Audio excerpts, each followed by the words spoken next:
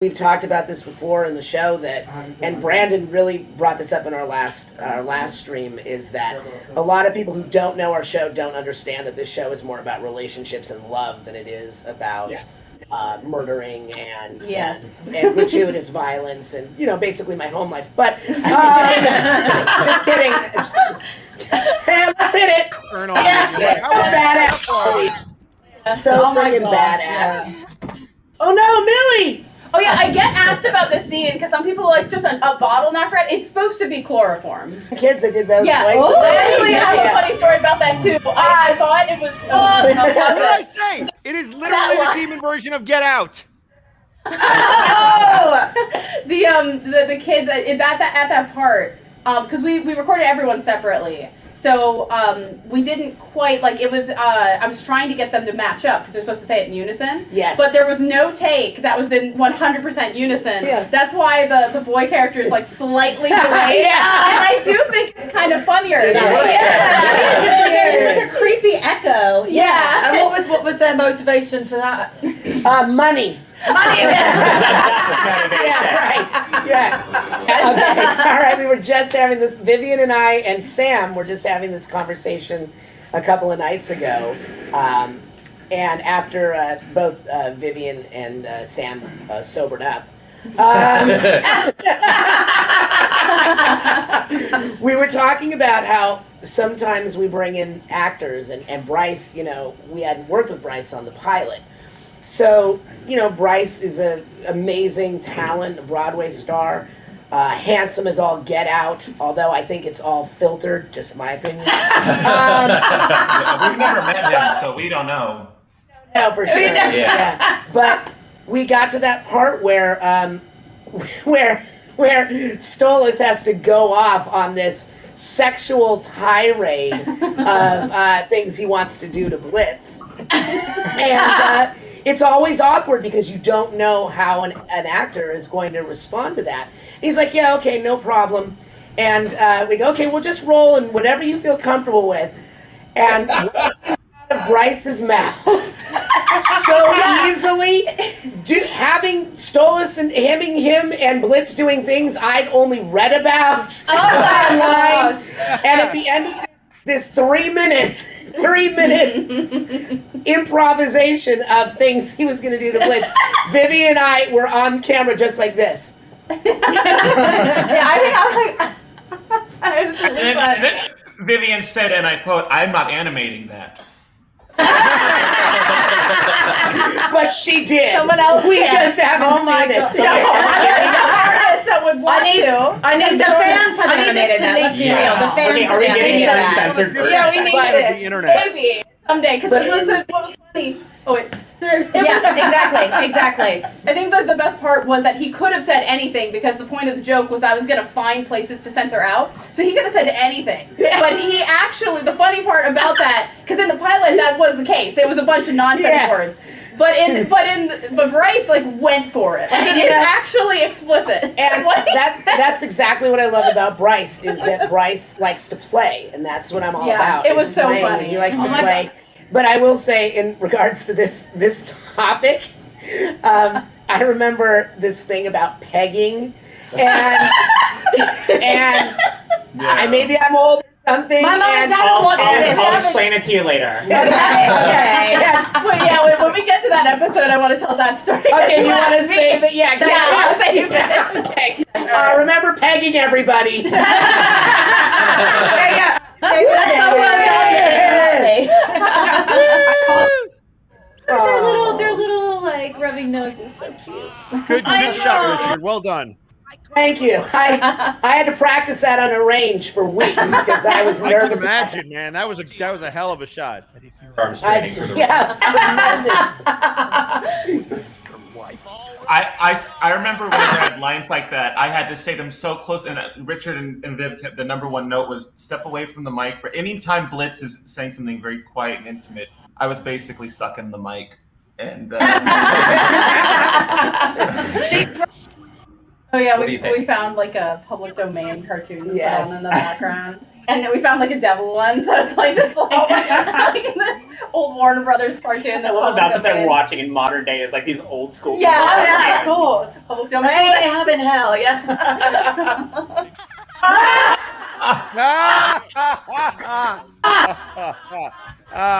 Murder's funny.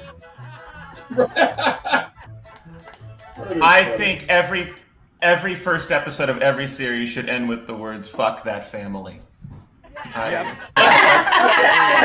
there's one moral to the show, that was our direction. Our booth direction was, it has to end like an 80s sitcom. Yeah, like always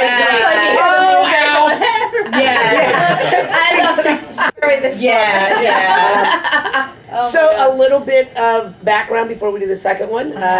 So directing the show was an unusual experience for us because, as Mara was saying, she went into this booth and we were on this screen.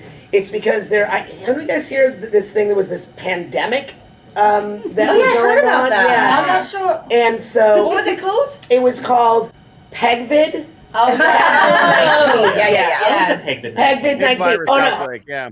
That was a virus outbreak. But so we were literally all in different places all over the country. And we basically went through a studio, a sound studio that we hired. In Burbank, shout out to Burbank. Yeah. Burbank. Hometown. And in New York, He's all we had promoted a yet. studio in New York for James and all of our New York talent.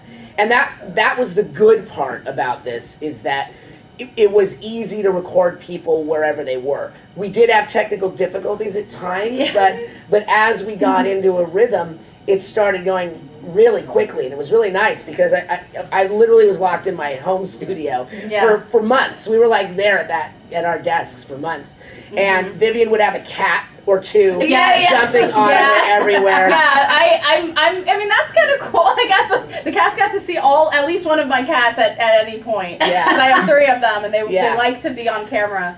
So, And the cats got to see everyone too. and they did. Oh yeah, the cats. The cats were directing us also. Yeah. But what's great about it is that I never felt like we were rushed for time to get the stuff we wanted, because we did a lot of improvising, and that was the beauty of working on this show. With someone like Brandon, like, he would just be improvising as we were doing it. We get like one take as written, but then a lot of this, then we would all, and we did it with everyone, we would collaborate in that moment and say, hey, what if, and we would come up with a new line, or James would improvise something, or Ed, or anyone, or Vivian, or anyone would improvise something, and oftentimes we would go, yeah, let's do that instead. Yeah. But then I would go into my home booth, and then I had to take off my director cap and let Vivian direct me. And then Vivian would be like, okay, stop, you've done enough, you've said enough. Yeah. Well, I did notice you do 4 takes when we usually do 3. So sometimes I would like, you do another one, and I'll be like, oh crap, I didn't mean to like interrupt, because I thought it was done at 3, because they're so used to everyone else. That's right. Richard gets an extra take, and you're all just fine about it.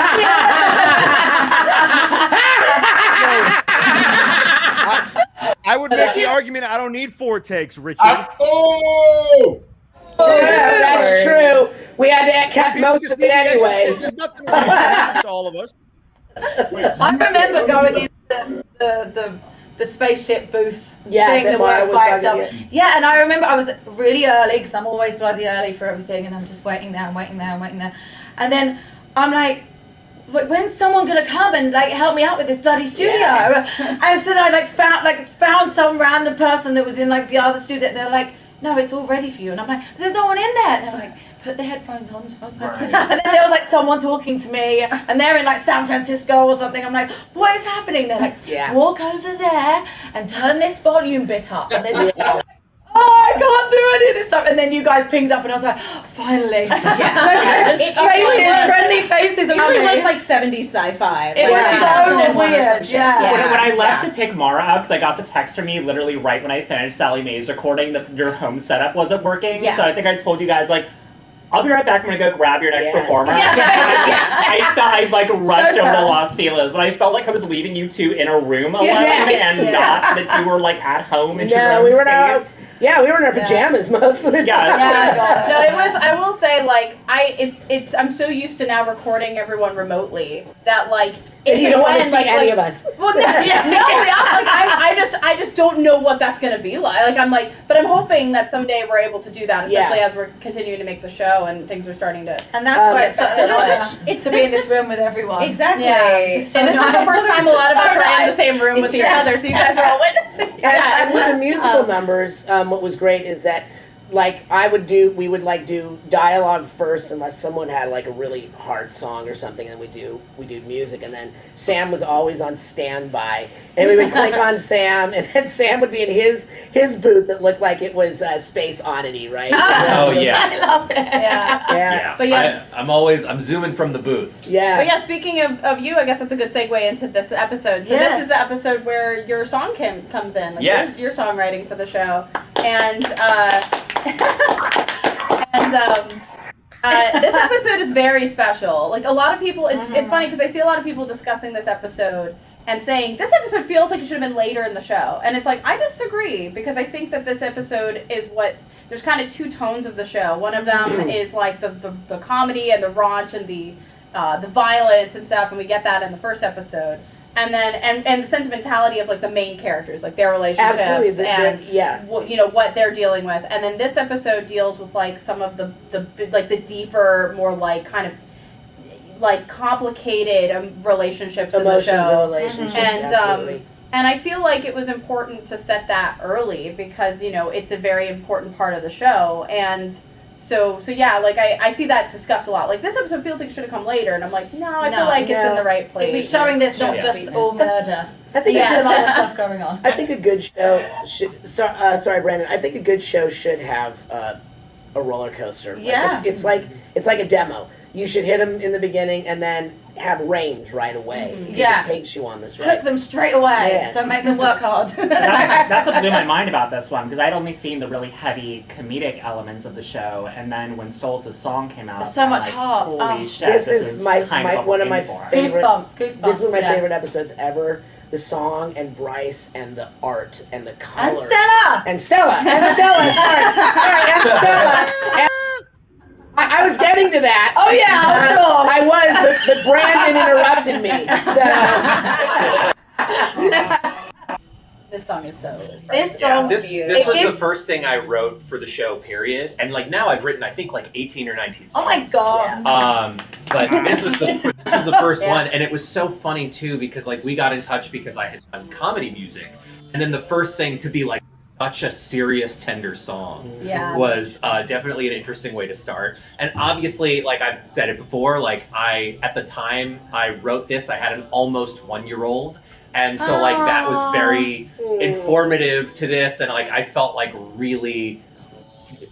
cool to be able to like tap into that on a personal level, to be able to make like this very tender, personal father to child song. Like it definitely, it was personal in a lot of ways, and the response to it's been amazing. It really gives me goosebumps every time hearing this song, and also knowing that I'm gonna interrupt it so aggressively. Like, every time I watch it I feel bad because I'm like, this song's too beautiful, and then I have to destroy it. My girlfriend and I have sung this to each other at like the middle of the night, and I think we drunkenly sang it to each other.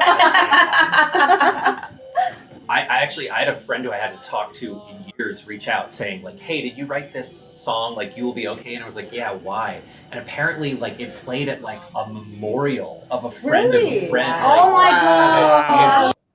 Various ways in which people have come out of the woodwork about this song. Wow. Yeah. Yes. Oh, it's beautiful. The pipes on that guy. yeah. Is there lore behind the like Little Shop of Horrors plant that meet in the kitchen? Well, Just kind of fun set dressing. Everything in the show, like especially because my best friend Sam Miller is she's the lead background. She was the lead background on season 1 for sure, and like she's so much better at paying attention to the actual like lore of the world, to the point where like I'll have a note, I'll be like, I want this color, or like I want the sun to like be here, and she'll be like, Bib, there is no sun in this ring. Like we're in Creed right now. There's no sun, and I was like, oh, right. So like but on that note, like the plants are. The plants are meant to be like, just like actually they're from a different ring. So we'll explore that. But like, there's all kinds of lore reasons behind almost every like background lore question. I love Millie's face Is there in that the pause. eyeball that's in the jar in Blitz's office? Is that Martha's eye that was shot out? I don't think that was intentional. Okay, that's what I thought. Okay. I can open.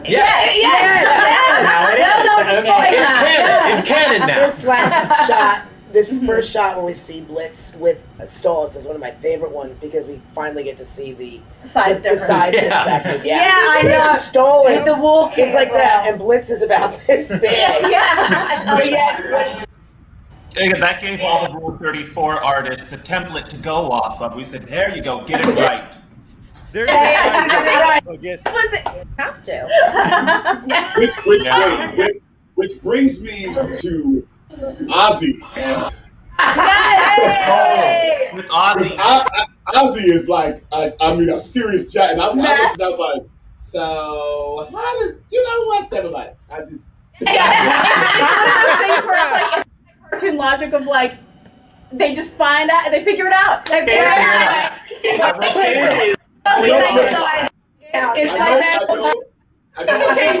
It's like that old joke with the mouse and the elephant. One of the board artists had a funny way of saying it, where she was like, "He's the sin of lust. Like you don't think that he can fit into anything he wants." Yeah. Someone asked me, and I said that. I was like, "Look, he's the god of lust. I mean, if it can be done, he created it. So let's do it." I love that somebody asked you that question. Listen, people came to Freestyle Love Supreme and just started asking me about Ozzy. Hey, that's it. Oh my gosh. Pretty much anything can be done when you're horizontal. Right? That's all that matters, right? I mean, we haven't even gotten to pegging. So. Well, I think it's a pegging point. I took Mara down a rabbit hole of not safe for work porn because she wasn't sure whether or not there was Mayberry porn. And I was like, I don't think there is. She's not really I was like, she's not as big of a character as like we looked at it and everything was Luna, of course. And then right behind that was Solus and Blitz, and Solus and Blitz, and then there was Miss Mayberry, and some of it I was like, oh, that seems correct, and some of it I was like, I don't think she would do that. I think that's a if the fans don't think we've thought about it as far as character development goes, we've thought about it. That is the most constructive critique of Rule 34 I think I've ever heard in my life. This is how old I am. When you said Mayberry porn, I'm thinking of like Aunt B and Barney Fife. No! I'm like, really? There's like... Very wholesome. The year of our Lord 2022. What are we doing? Right, I know. It's RoboFizz. Yeah, there's lore. I don't understand. I don't understand how he can sing that well in that voice. Like, it just doesn't make sense to me. He honestly is. He has like double vocal cords or something. He has some kind of thing that allows him to do it. Dude, he's physically different. In Beetlejuice, watch him in Beetlejuice, man. That is exactly. He does it for $2 hours. I don't know how he does it. I don't either. I think some people are not from this planet. I think there's literally videos of him showing. I think you're one of them, Brad. Yeah, different. Yeah. I might be, but he comes from a better planet with better singers. But no, this was so fun to do, and this was an interesting character. Now people have seen the real Fizzerall, but it was interesting to introduce the robot version first, and like kind of slowly unveil that. That was fun to get to sit on for a while because everyone really liked the robot. That was like, and I did too. Like the robot's kind of his own character, but like I was like, oh, they're gonna like when the real one shows up. This is me talking to me. I hope this is not like feeding the chat too much, but I checked out the subreddit a couple days ago, and someone pointed out that when Stolas is plopped down on the seat in front of RoboFizz, he's completely motionless because he's a bird with his eyes covered. Yes. And that was like such a, I totally didn't pick up. But it's like when you cover a bird's face, a bird just freezes. Yeah. And I was like, That oh detail my is god, that is so well thought out. I'll read some of the comments when we release an episode. I'm like, I didn't see that. I know. I didn't see that. I feel the exact same I way. didn't notice no more that. than us. I didn't see How that. do you know more than we know? I do, yeah. Which is cool because it makes us feel like we've done way more work than we've actually done. No, it's so cool. You know, the artists add so much. Like and that's what's amazing about animation is that, like, you know, every stage adds so much. You know, there's the script, and then when you go to record the voices, the voice cast adds more, and there's improv, and there's, you know, the script gets enhanced, and so that changes. And then when the board artists get a hold of it, the board artists add jokes, and they add like visual cues or acting choices or anything, and then the animators do it. So there's like so many degrees of adding and plussing things. Yes, so that the final product is so fun. It's like when I was in From what I've noticed, it doesn't happen on. Oh my god. From what I've noticed, that doesn't happen on every show. Like, it feels like, specifically on this show, whether it's the actors or the writers or the artists, everybody gets to have a little bit of creative input, and it's kind of this amalgamation when it comes out of everybody throwing a little bit in, and I think that's why it resonates with so many people. Yeah, I think that's the key to, like, shows that do really well, is that you don't really, it's just that you click with everybody, and everybody is at the top of their game. So everybody is at the top of their game. They're feeling inventive and creative, and you create an environment where everyone feels safe to play and do what it is they do. And then you put it out there. And I've noticed the shows that I've done, you know, we're doing it for ourselves because we love each other so much, and we're having fun with each other, and we all get along. And if we're having fun, hopefully you're all having fun. It's been my experience that has been the case. That if we're having fun, I think it's remarkable that so much of this happened in the pandemic, so we were all very distant, but so many of these characters, you know, they weren't recorded together, but they still have great chemistry. I was gonna say earlier, I just wanted to say, Richard, you're just a rock star. I mean, the fact that I don't know how you guys pull this off, and you're literally recording people in New York City at the butt crack in the morning, and then you direct all of us, and legitimately being in the studio via Zoom, via technical whatevers with Richard. You play every single character, and I don't know how you go home or how you record at the end of the day. I literally don't know how you pull it off, because I did after my 4-hour session, and you've done like 6 4-hour sessions. Yeah. You know what? I love doing it. I love playing. I mean, and in between, I'm singing with you. I'm singing with James. I'm singing with Brandon. It's just, I love to be with people that want to play. That's my thing. Roll with you, and he's just like, oh, that was, oh my God, I'm going to cry. Okay, and give me 3 right away, and go. And he just ramps you right into the mood. Yeah.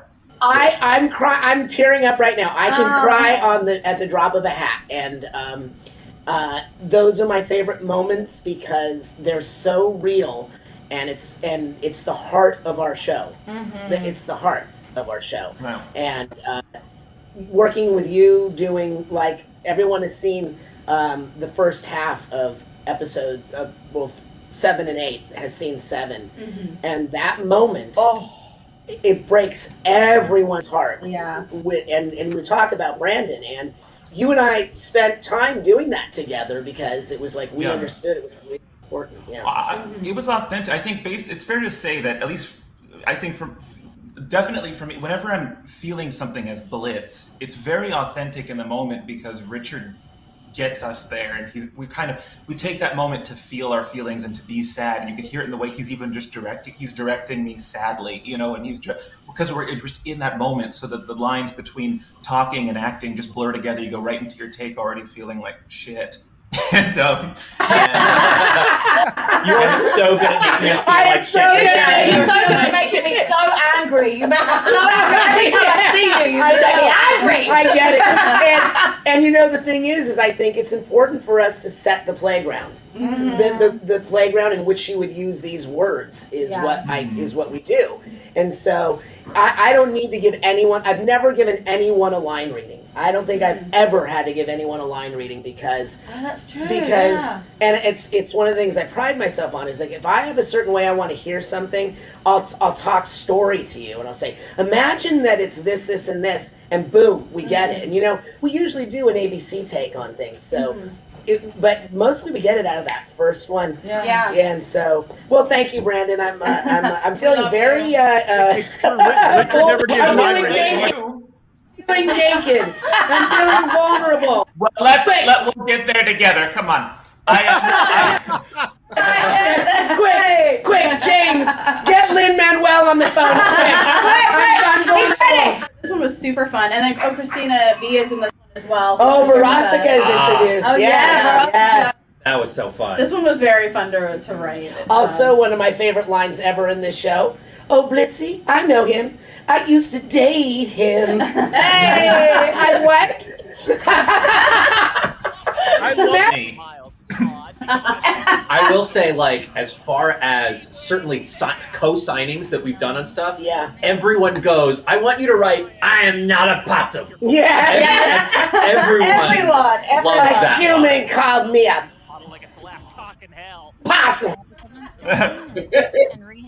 I want that outfit. Not a possum. I know, it's a nice outfit. And also, I just want to say, can we say what was bleeped out here? Because most of the time you can tell what the word was, but this time it's entirely censored, and I was very proud of that delivery.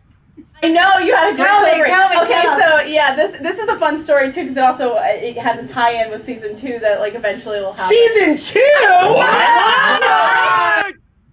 So again, going back to the top of things, which I guess we'll get this demonetized also though because that's the reason. But which is fine. It's a live stream. It's fine. That's way more than you can. Just spell it out. That's true. That's true. They might not catch it. But so again, working with Australians is very like interesting because they just drop the word cunt. So they do. And so do the British. So do the British. Cunt is my mother's favourite word. But wait, she's Polish. It's charming when you do it though. So it worked.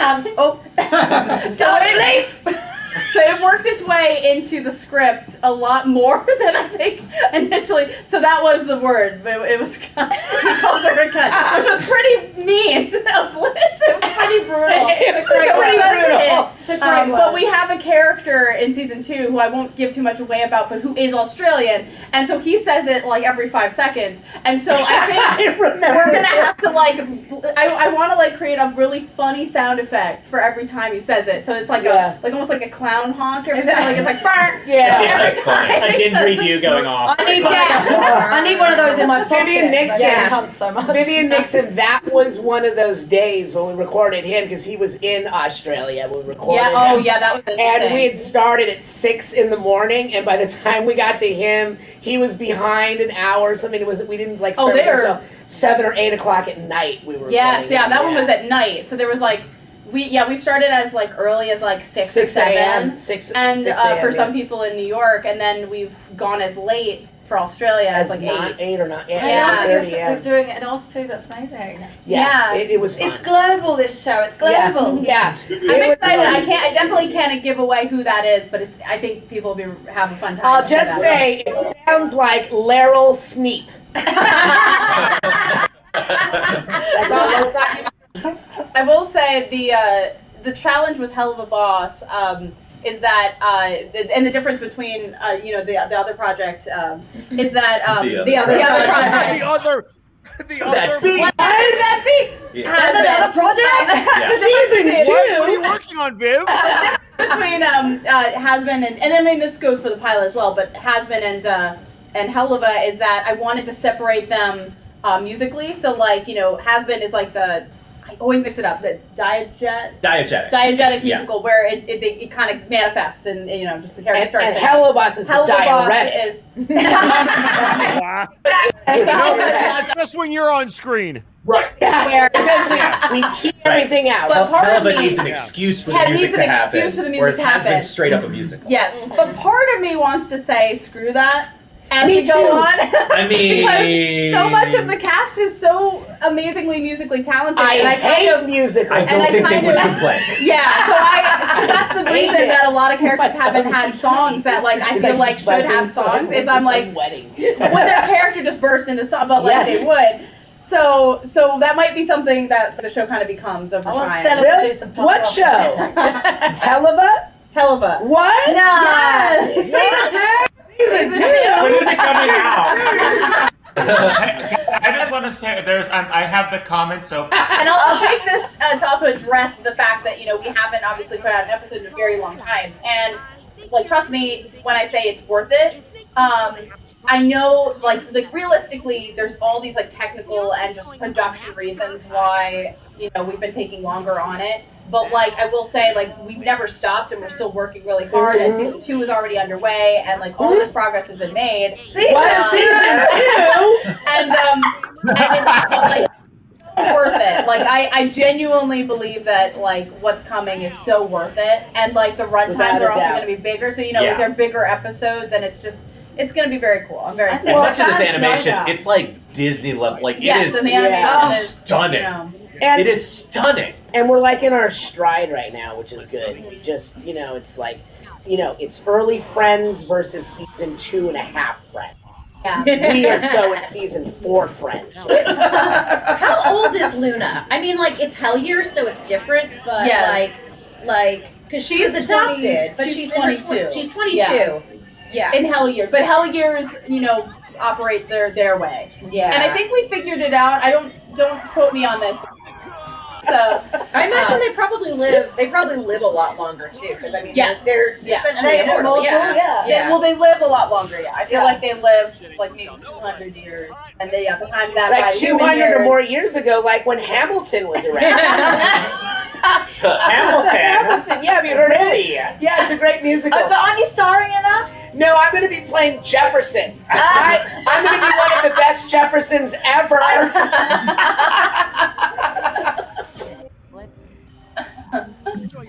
Viv, I have a question.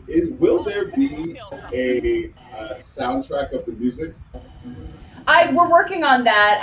Obviously, like we want to make sure everyone, the cast and just all the kind of legal end of things. But yeah, that's my goal, because everybody was really excited to. I get asked about it constantly, and I'm like, dude, I want to listen to it. Like, especially like season 2 has some like really like. Wait, everyone. Season 2. Season 2. Hey. Somebody mentioned in the comments. Somebody mentioned in the comments that they've now started a drinking game every time somebody says season 2. Season 2. That is a bad idea. But the reason I bring it up so much, a production end. That's like what we're like. I'm knee deep in the mire of season 2. Season 2. When did it come out? They just cooked 3 drinks, folks. So that's what's on my brain. So if I bring it up a lot, it's because like literally like as soon as I leave here, I'm like, okay, the boards and like the boards for what? The shots and like I'm gonna get. 5 people died of alcohol poisoning. The comments are going. The comments are in. Don't kill our Well, I'm excited for But yes, the soundtrack. Season 2. The soundtrack. The show is so. Like the songs in the first season are so good, and then the songs in the second season, there's so much. I feel like there's more of them, so it's just like more per episode and stuff. Like there's a lot of stuff going on. I'm trying to think if I have it. All right, so Richard, that was the pegging line. Okay, all right. Let's tell the story, man, so we can see what a prude Richard is. Destroy his purity with No, okay, so it was a situation where so we were recording and we did this part, and then you asked, you were like, go ahead. So what does pegging mean? No, I didn't. And I said, Viv, and you're like, what? And I go, do you know what pegging is? And you said, yes. Oh, and yeah. I'm like, yes, I know. I like, oh yeah, I mean, yeah. I was like, and then you asked if Yoa, like the was he the editor or like the circle? Yes, yes. And you were like, do you know what it is? And he was like, yeah. Yeah. And he had like extend, like nobody wanted to explain it further. No one wanted, and he almost said, traumatized. Right? He was like, Yeah. yeah. Yeah, I know what that is. Well, since we're already demonetized, let me explain what pegging is. Wow. It's a rating system. It's a rating system in the UK. Peggy 16. It's Peggy 16. It's a rating system in the UK. We're fine. All right, and this will be my true test. Vivian Nixon, do you know what pegging is?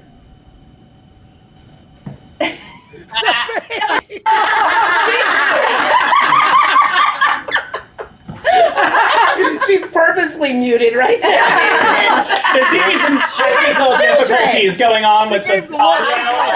I'm here. No, I didn't know what pegging was. No. I love you. We're good. Good. Thank you. Good. All right, good. Then I don't feel so. Thanks Look, a I lot, think you're- Richard. Yeah, now it's like the only thing you're gonna hear about. I know. They were gonna be like, "Can you sign? I don't know what pegging is." Wait. Someone in the comments said I only know because I looked it up. Okay, thank you. No. I'm so sorry. Homework. The state of sex ed in the United States is such that Acceptable. people find things out. Paradox person 2 ironically taught me, this show unironically taught me what pegging was. This show. That's what we're known for. We are so proud. We are so proud. Wear that with a badge of honor. That's Right, appropriate. but that's not in season 2, is it? Okay. So Giving this hold on. alcohol. If we're gonna make the season 2 joke, I have one request. I didn't realize that James was secretly my best friend that I had never met. I just need to duet with him as some background in his club. I don't even care. Yeah, that needs to happen. I guess it just needs to happen. Just spit like a hot 16 bars or something. Straight up. I do know how many seasons I want the show to be, though. Well, 14 is a lot, Viv. I know. Yeah, we've got and then so this episode also has Dawn in it as Yay, Dawn! Yeah, Yay! baby. Dawn, we miss you. and like Dawn's delightful. Dawn has been in like I think every one of my like since graduating college like animated projects, and it's so cool to work with him. But so this I have a good friend named Mike Rocco. Mike Rocco. And Mara knows. Mara knows Mike. Yeah, Morgana knows Mike. He's a board artist and an incredibly talented animator, but he also does voices, and he does really really good old man voices, which is. That's a good skill to have. He would probably be the first to say he's kind of an old man at heart. Like he really likes having a nice cup of tea and Yes, of course. He's like the world's youngest old man. He's like a Disney historian. Like he just knows so much about like things so old that he's it's an like animation how are you? historian who just like wants to have a nice shepherd's pie and cup of tea. Yes. So Pie and cup of tea, mate. Oh wait, what? Well, and he ended up being it was like fate because he's the one that did the singing voice for Blitz in that opera scene. So like and I ended up putting him in I ended up putting him as Agent 1 as well. So instead of Kyle, he played Agent 1 and he did Blitz's singing voice, which we needed a singer for, and it just so happened that this actor that we had it was a very beautiful accident. Happy stuff. It was like the happiest accident. it was wonderful. And does Agent 1 come back? Yes, he does. In what? Where? What season? Wait. What season? No. In season 2. What season 2? I love that Blitz's disguise was blah blah the clown. That made me so happy when I saw that. Well done, Captain. Woo! Randomly just eats his booger. Yeah, it was because the shot lasted so long. So that I remember that animator was like, "What do I do with it?" Added that. I like that image it froze on for a second.